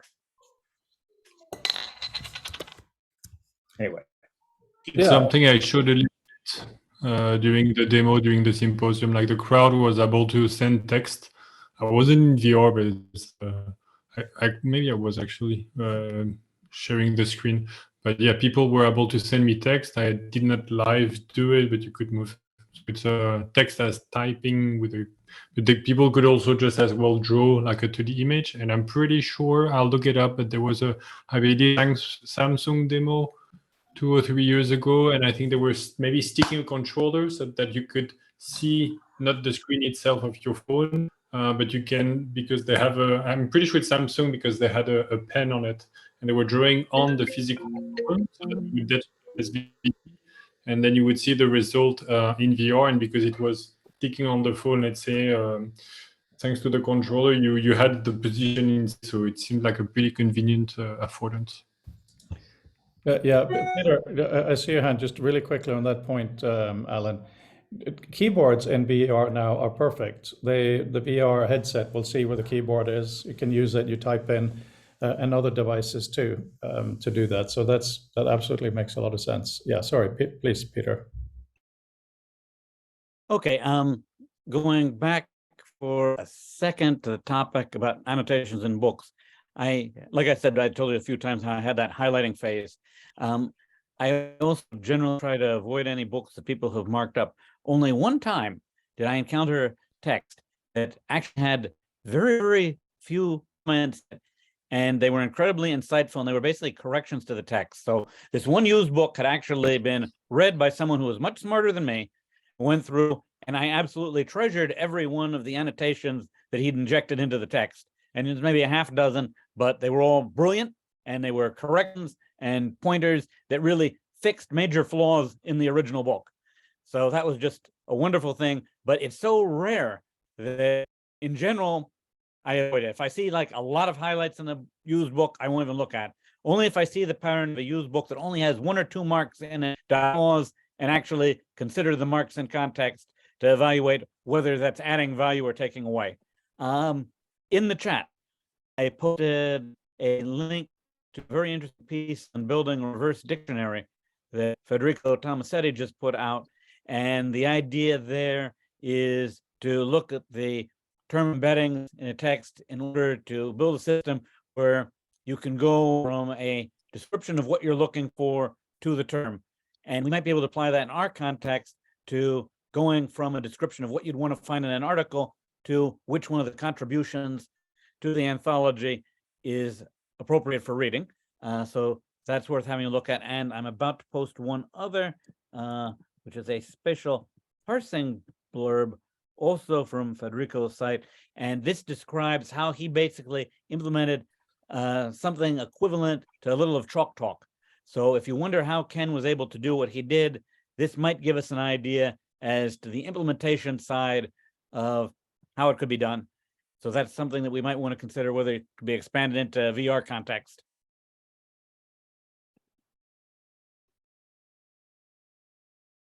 So those 2 articles are worth going back and reading when you have some time.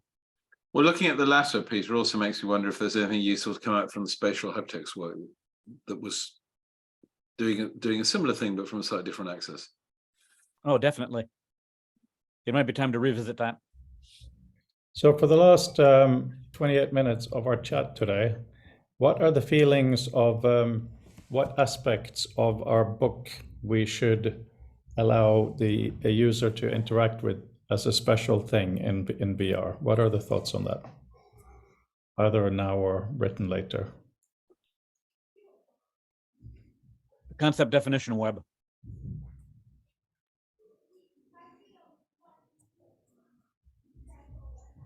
And extend that from both perspective within the entry and across entries. Yeah, the way it is now, there's only one glossary for everything. But the whole hashtag thing is becoming interesting because hashtag a person, hashtag a place. Suddenly you can do things with them. You know, obviously not a new idea. And the actual hashtag itself is not very pretty, but it may allow us to do specific things. Yeah, Hobo Sign would be nicer than a hashtag. Certainly we could have just like a little mini icon to represent place, people, and those big top level concepts. And it'd be more compact and attractive looking. Ideally, ideally that the user should be able to choose what kind of visualization it should be, but at least the data needs to be there. It could even be nothing. Unique and ironic challenge of making use of hashtag, of hobo tags is that if there's not a strict sort of categorization and hierarchy, then you no longer have the ability to alphabetize or be able to compare. And it sort of reminds me of some of the sort of assertions that either Fisher makes or that one sort of pulls directly from his book about that health is such an important concept because it allows you to encode foreign concepts and compare them so that you can encode other people's languages in your own written script. And so, yeah, it would be cool to be able to draw arbitrary figures, but in the interests of retaining some of the lessons from text, it might be better to recognize or reify sort of textual elements so that you can spell check or compare sort of duplicate instances of things, because it might be difficult to did you mean squiggly cross with a line through it? Yeah. You know, So let's pretend we're going to have, well, not pretend, let's imagine, let's have a launch party, 12th of December, picked an arbitrary number in the middle of the month, right? So it's this year for the book. And let's say that's going to be in VR only. Now, Fabienne was the first one to put a headset on Bint. Can we imagine an actual human being who we don't expect to be a huge VR person, or maybe is a VR person, but that we really want to say, put your Quest on or whatever, here's our book, and it just is in front of them. And we provide just a few hints and they can do a few things. Who could be a great subject for us to dream about putting it in front of? And what are the interactions we think, or visualizations we think, would be really impressive?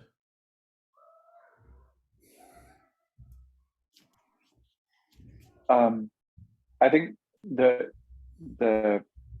characteristics of the ideal need to be both, at least a bit of interest and competence in what is interesting about text, as well as sort of interest and competence in whole human-computer interaction. So that narrows the field somewhat. You know, you have people like John Carmack, who's I don't have any way to reach him personally, but you know, obviously very important in virtual reality. But I don't think that he has much to say about text. And so yeah, I would say that if you're just thinking about the sort of the people who have a specific relevance, then I would need to look at those as criteria. I have an idea. How about your boss, Tim Cook? I don't know that he, don't get the wrong way, knows or cares about anything. I think that what he does is, you know, a lot of people say that he sees sort of, I haven't watched it, but Ted Lasso is kind of built him, in that he believes that he's a supporter of a team and responsible for making a lot of people who do think he can be able to work properly. So to that end, I don't think they would profess competence in either VR or text. Well, I'm thinking about him, you know, it's difficult for us to reach him. I mean, Vint is on an email basis with him, but I'm not talking about necessarily the reality of that person doing this, but I'm talking about helping us with a scenario. Because imagine if we all get fired up and in different ways, we all contribute to such an experience. And it's such a clearly, because we will work on it soon and we'll revise it, you know, get a few iterations in, such a clearly pleasant way to go through a large corpus that it'll help Tim, one of the most powerful people in the whole world when it comes to shaping the actuality of VR, no matter what his level of engagement is, to see that, oh, yeah, this is not what we're going to do with pages. With pages, where we're going to do blah, blah, blah. This is something we should consider. I'm not saying it would happen. No, I was more thinking in terms of the characteristics of a person. Frankly, I actually think Jeff Bezos, with his relationship to books through Amazon, might be a worthwhile figure to consider as well. If we're talking about idealized kind of figures to be able to present things to, because presumably he has some idea of information in books that led him to pursue that as a first goal. I would love to ask him about, or get information from him about what he would want to see, or what he thinks would be possible with ebooks, because he pioneered that to a large extent, working with I mean, obviously Jobs did too, and working with book and you know, the publishing mafia. But yeah, I wonder if he has other ideas as to what he sees possible in ebooks. Yeah, I mean, I do have up on my screen to continue watching at some point in the future, Bill Buxton. I haven't reached out to him because I'm nervous, but I think that he's maybe not actually that important to other people, but an absolute titan in the field of Oh, he's thinking amazing. about information and space and digital mediation. So, you know, I'd love to be able to show him some of the product of our thinking at some point. But whether that turns into sort of an ideal consumer candidate, I don't know.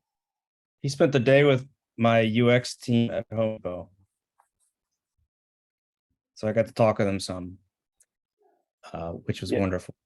That would be wonderful. He seems really sweet and has really interesting perspective on what computing is, coming from his history as a musician. He built Maya,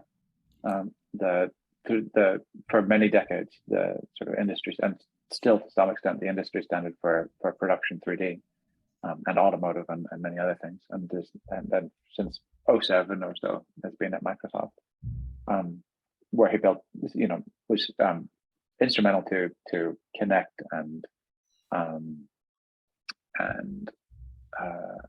surface and a number of sort of higher level concepts that have had various levels of success, making it into actual products, because Microsoft Research is its own thing, for better and for worse. Yeah, no, it does sound amazing. The work he's done. By the way, you have to look at the video I just linked to if you haven't already. But Mark, please.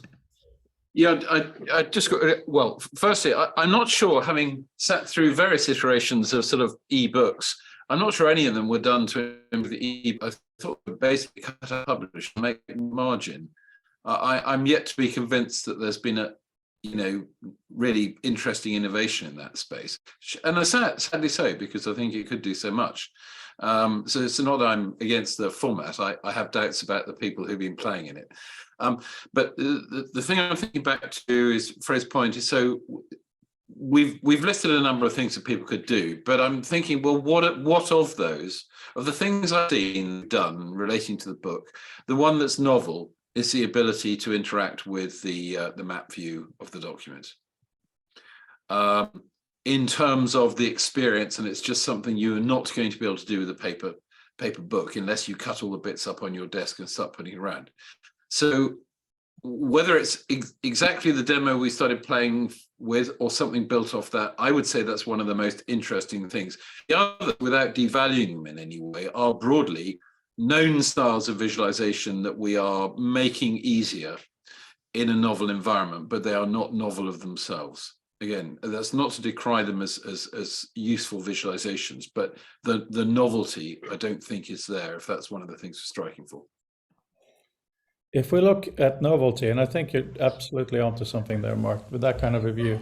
Imagine if we can make this view more useful by having more addressable things in there rather than only concepts, or doing something with the concepts. Yeah, Alan, sorry.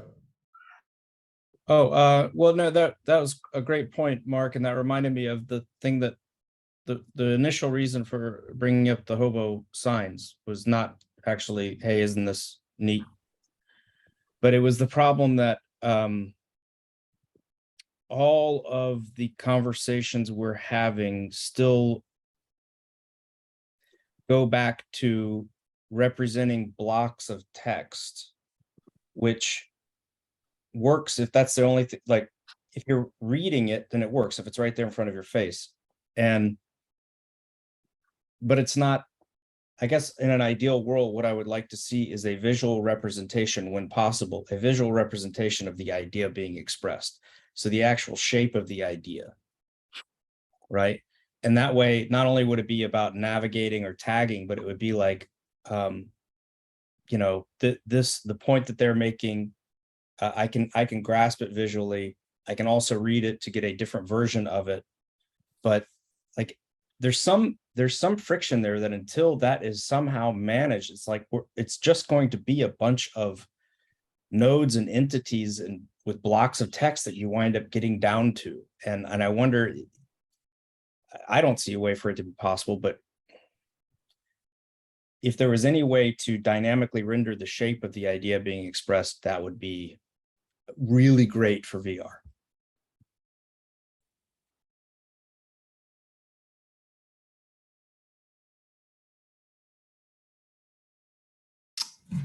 So the shape of the idea, honestly, I think I get what you mean, but I don't know how to do this. I think maybe it goes a little bit back to the structure of information. Let's say list versus graph, but it's very shallow. It's not shallow, but it's shallow in the sense that it just says what the structure of the information is, the different, like the mereology, the link between the different parts of that piece of information, but could be about cooking, could be about something completely different. So I'm not sure how, I don't really know how to do this.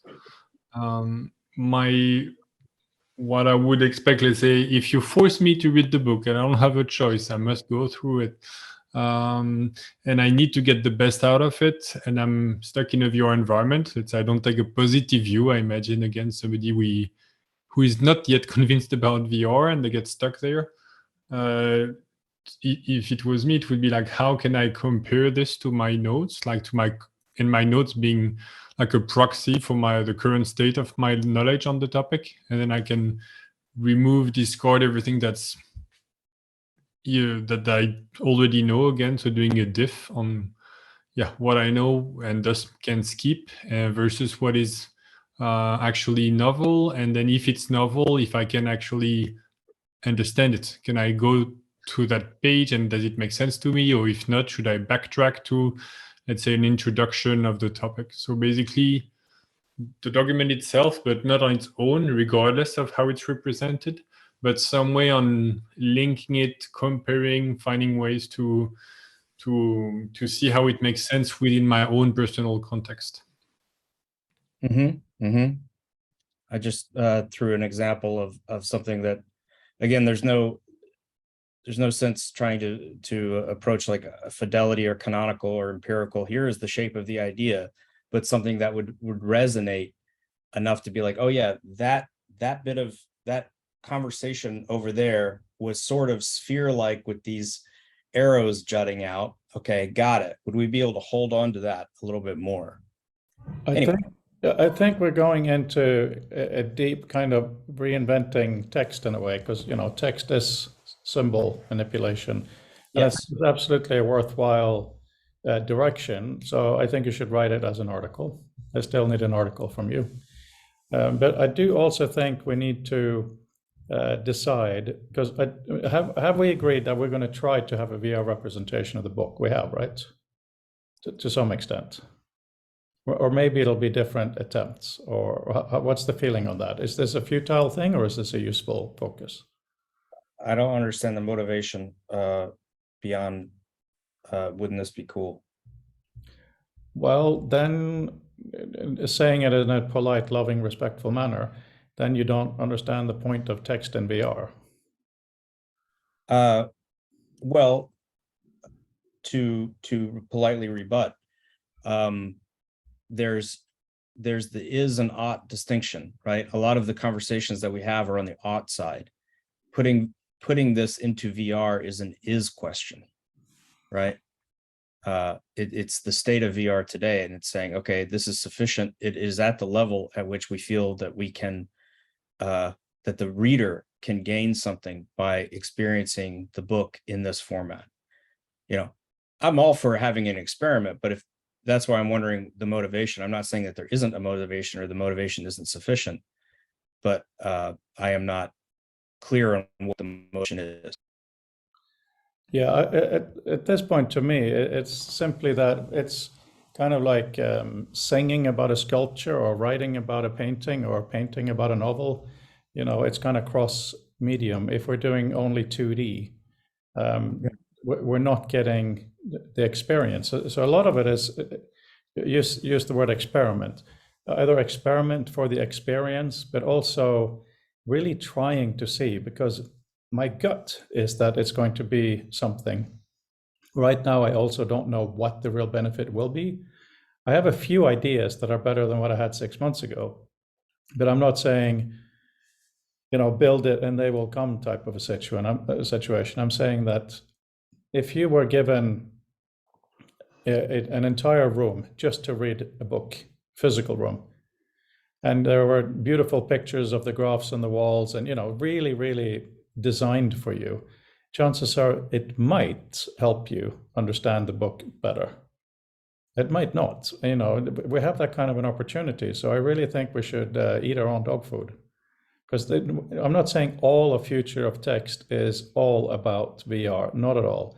But this year it is. Because I desperately want to have a book published before the end of the year. So when the Apple headset hits, which will have its own glamour, simplicity, ease of use, and wow factor, some of these ideas will be written down, not just half thought through. That's why I think it's really, really important that we at least try to present the book in VR or elements of it. There are a lot of hands up. I think Peter was. I'll Okay. sorry, I'll add, because it directly relate to what you just said on the.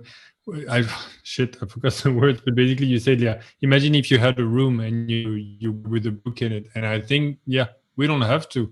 Let's say you print the first 10 or 50 pages or whatever. You take your post notes, you take strings, you take markers, all that. You take an actually empty room, and when I say you, I mean any of us. And then we can see if there are actually anything interesting. If we lack something, like do we need additional source like a dictionary or whatnot? But I mean, we can actually legitimately, all of us, play that game. We take the book and we don't take it the normal book way where we sit down and read page by page, but we throw the thing in the air, or we put it on the floor or on the wall or whatever. And then if we both of, or all of us, or most of us agree that this or that function really was interesting, or that novel way to read a book in a more spatial fashion made sense, then I think we're onto something to try and implement.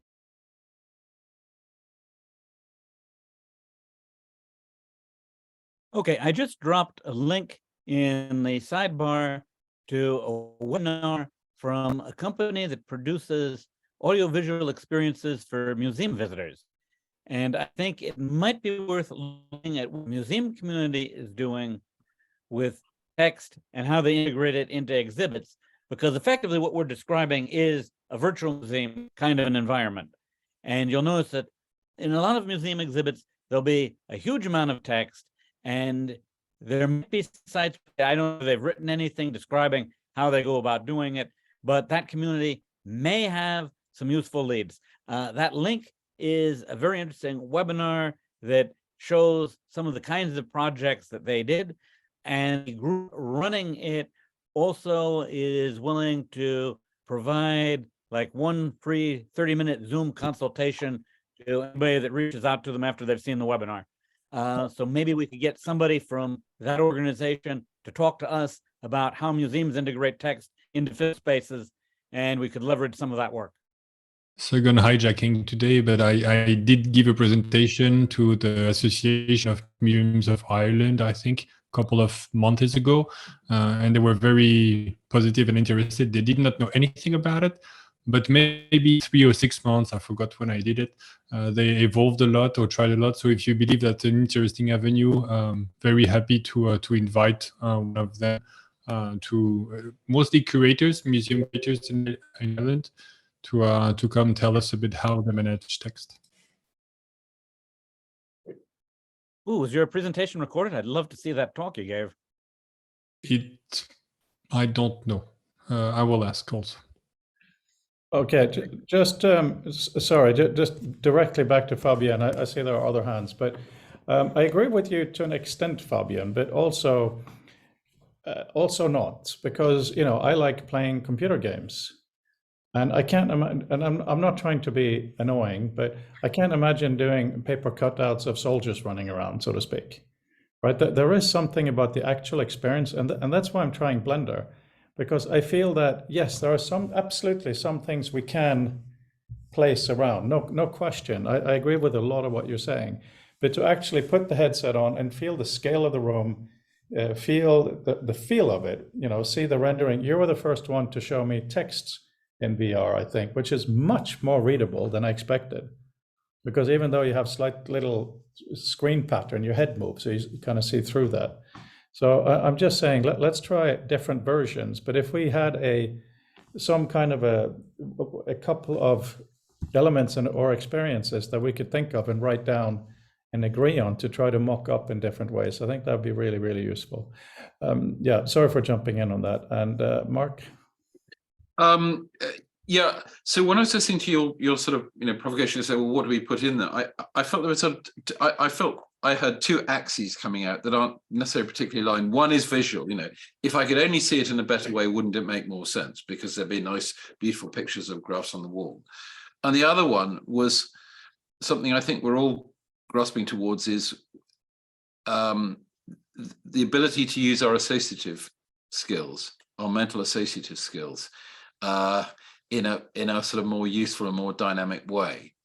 And in the short term, I think those point us towards building slightly different things, because building anything past a very raw prototype, takes a fair amount of work. So I'm, rather than try and do too many things, and taking your point that, well, what's something that's going to really say to people who have no experience of 3D that text in 3D could be more. My sense is something pushing more towards the associative side is more novel. Beautiful things are beautiful things, and they resonate with us beautifully. And they're things that we should still aspire to do. But I'm not sure they've got the wow factor. If we have to choose really where we push down on this. So the question sort of becomes, of what's in the book, what are we currently extracting, and what more could we extract that would make enrich our ability to offer this sort of associative exploration of concepts and ideas. Back to you.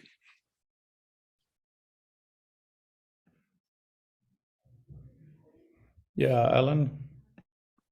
Yeah, I think Mark, you did a great job of saying what I was just going to ask is like, yeah, I think it would depend on what the experiment is. I think of recently watched a movie about a true story about lottery winners who just use math to figure out how to win the lottery every time.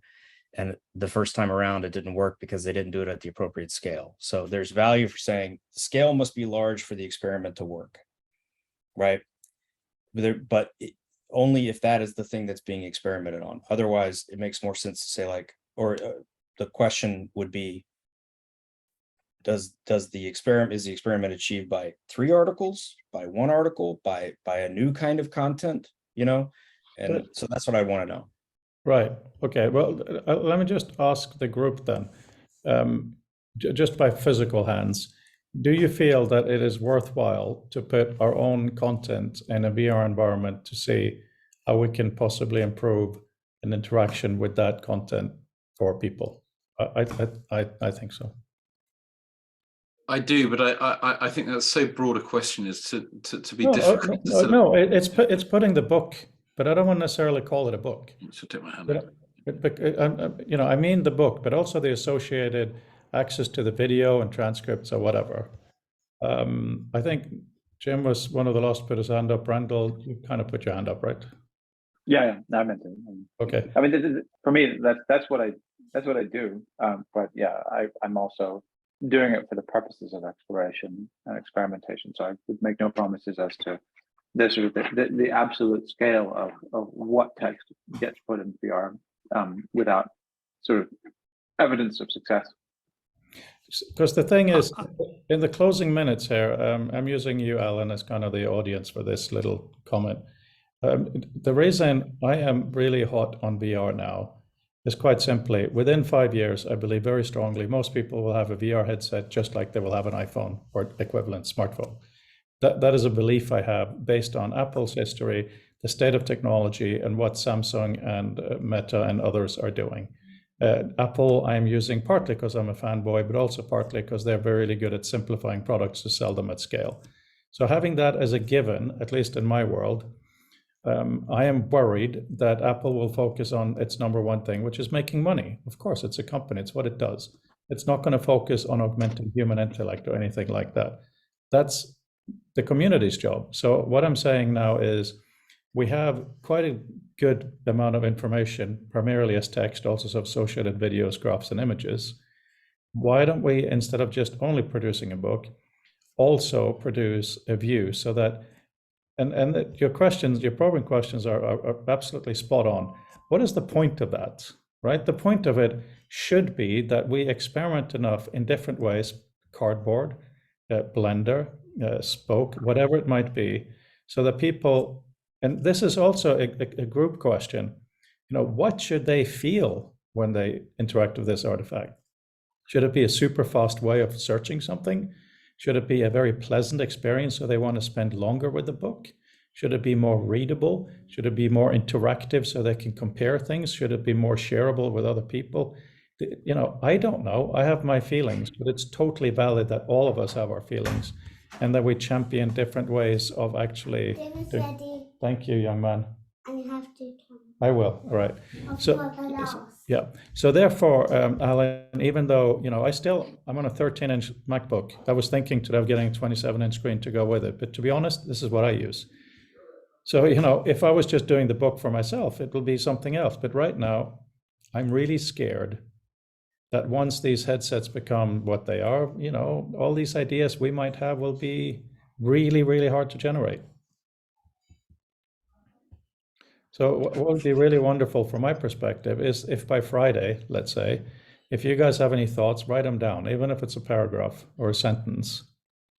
We decided the book's going to be accessible in VR. What do you want someone to see? Think of your sister, brother, mother, whoever. We're going to put a headset on them. Frode, let me question your assumption that in 5 years, headsets will be as universal as the iPhone. There's one massive difference, which is that a headset is physically immersive, whereas my iPhone or anyone's iPhone, it's in a pocket, in a purse, in hand, and there's no diminishing of what one can do when the phone is not ringing. That's not the case with the headset. So I'm a little baffled if it's true, what you're saying in 5 years. The assumption is partly based on this, the Apple Watch, right? Which is, in a way, the exact opposite of a VR headset. It's the least immersive thing you could possibly imagine. Thank you, darling.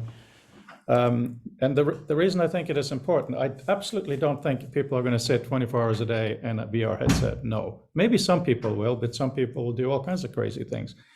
If you're going to be using a VR headset in a public place, first of all, even the current Quest, if you're in VR and a dog or a person walks into a field of view, that person is then immediately represented. So all headsets today are actually AR as well as VR. It's just a matter of the quality of the pass-through, and most of them is pretty shit.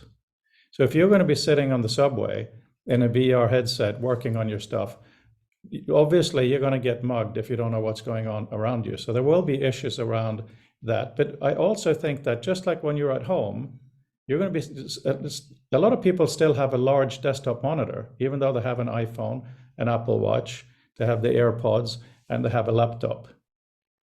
What? Brandel saying I gotta go. Oh, you got to go. Okay, cool. Yeah, I got to go in a second too. But yeah. So when I'm saying everybody will have a VR headset, I'm saying that it'll be already now to watch a movie in VR is not so bad. You get an amazing size screen and you just sit there. Imagine you're a college student in a college dorm. It's a lot better than watching this, having this whole thing. So I made the assumption that there's going to be games, there's going to be entertainment. And also, like Alan's graph earlier, there will be specific rooms or apps or whatever they will be where you can do incredible specific things. There will be actual museums on there, like Peter was talking about. It's going to be insanely amazing. But I think what we're fighting for here is the open WebXR world where you really need to concentrate. Like you're sitting at home now, you have lots of useful things around you, Jem, right? You will want to have a murder wall, to use that phrase, with all kinds of stuff over there. You want this and all of that. There's no question in my mind. But I'm really scared of us not writing down it can be like this. I mean, look at how we go for inspiration today. We go back to Before you- Engelbart, right? To when he had hole punch card machines almost. Because I really think we're going to get prejudiced so ridiculously fast by what happened, what ships. Okay, we all got to go, but Peter and Fabian, please. Yeah, I think we could see also an alternate future where we use these nice little compact projectors and we all actually have a cave room in our house. And also we should be looking at auto stereoscopic displays and volumetric monitors, another possibility that we might see where people wouldn't want to have the headset on, but we could find other ways to access 3 dimensions. Yeah. Yeah, okay. Fabian, you got it. I saw your message. Come on. To be quick, it's like I agree, but I just want to say it's a luxury. So most of a lot of people first, even though it's way cheaper than before, they still can't buy a headset, like a VR headset, even the cheapest one.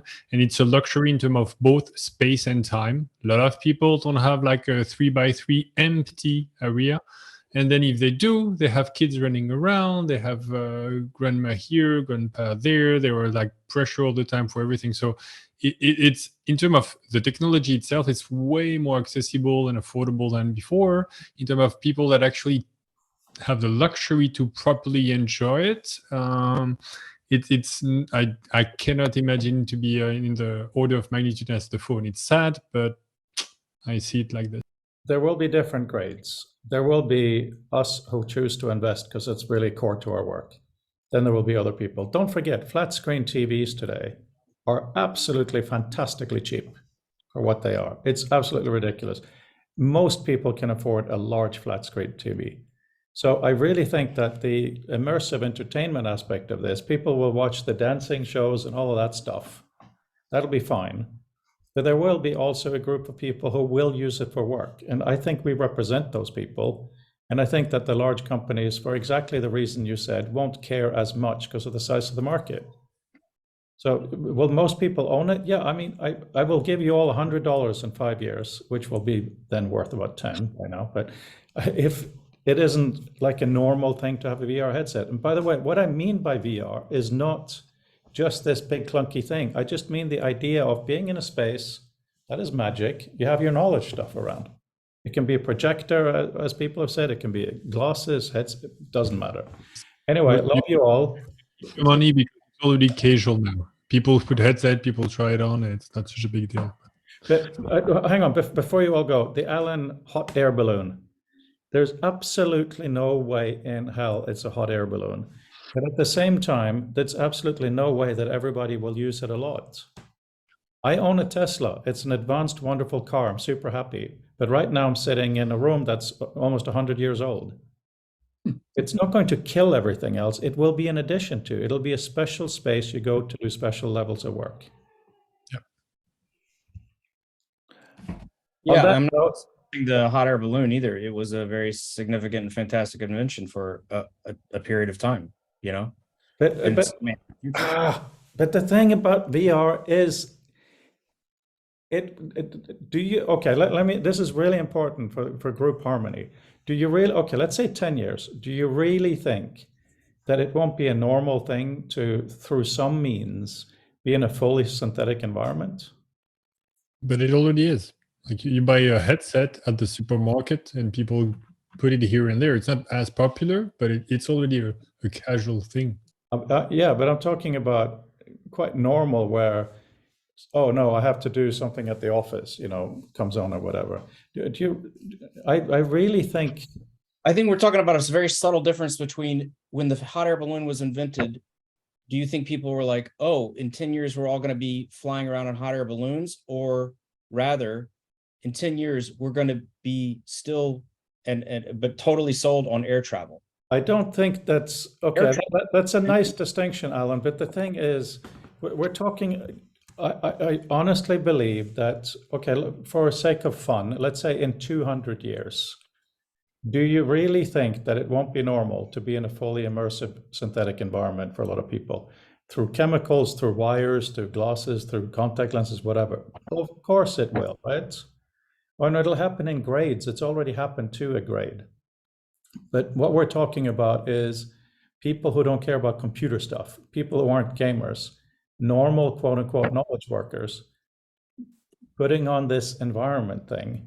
Okay, for the sake of until December, just this year, let's just all pretend we absolutely think it'll happen.